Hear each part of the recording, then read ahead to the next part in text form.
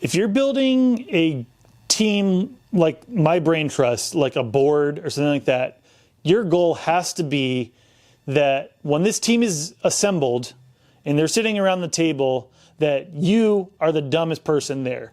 Everyone there needs to be smarter than you. That's why they're there, right? Like, they are there to give you their advice, to give you their wisdom so that you can lean on them.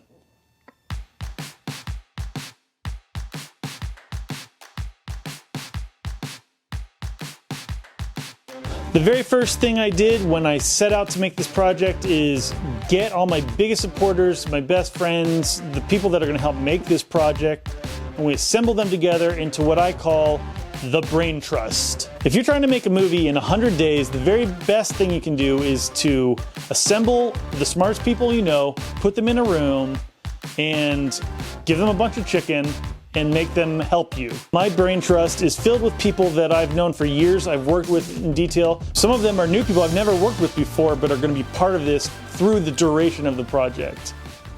It was very important to me that we have a well-represented group of people that are going to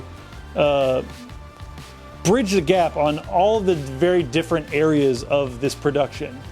Will Stewart is the DP on this project, the director of photography. Well, we just wrapped up our Braintrust meeting. What do you see as kind of our biggest challenge, particularly from your point of view as the DP on this project? What do you think is going to be some of our biggest hurdles?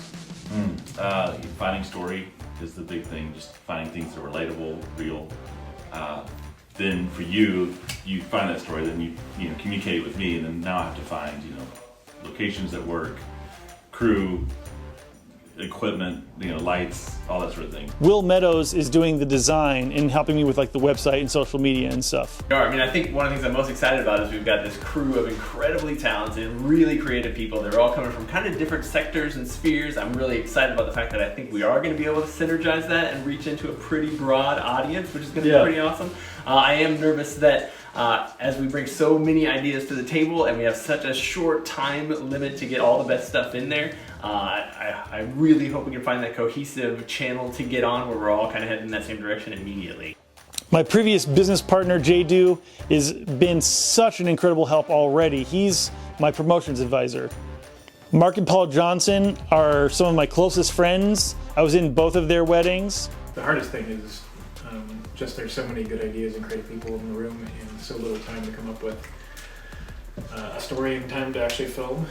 I mean, it seems like to me it's a situation where you've got this very tight window where you have 50 planes that have to land on a moving aircraft carrier, like going through time, and they've got to land at the same time.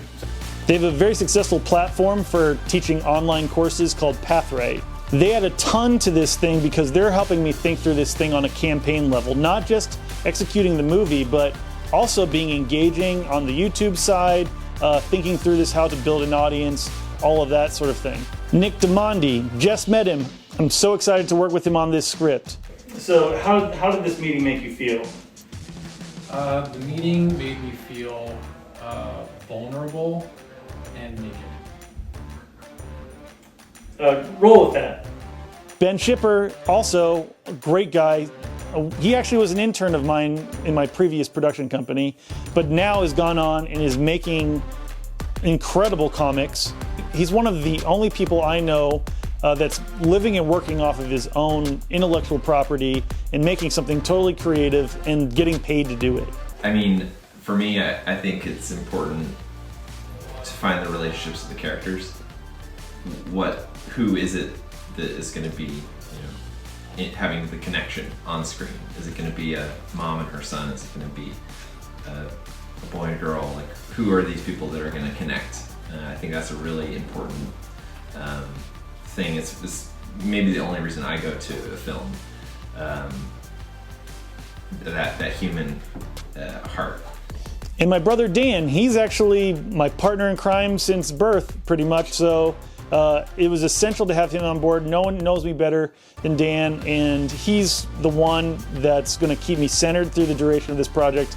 I think we have two real big challenges. The first one is just getting everyone moving in the same direction, because there's so many moving parts and a lot of really talented minds, and getting everyone together, pointing one direction is going to be really important.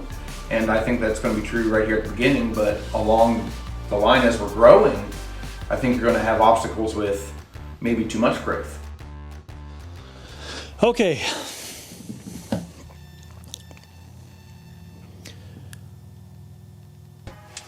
Now, you may have guessed that a big part of what this project is an experiment. Obviously, like, this has not been done before as far as I know, and just on that level it is an experiment, but I'm structuring it as a 3-tiered experiment that really starts, and it looks like a funnel. It starts on a very broad scale. Can we even make a movie outside of the system? It's an industry experiment. Can we make a movie outside of the industry, the film industry? Its second tier is a social experiment.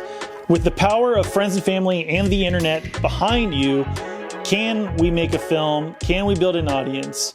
And do that by resourcefulness, trading up, working with our hands, using what we have. Bottom tier is personal.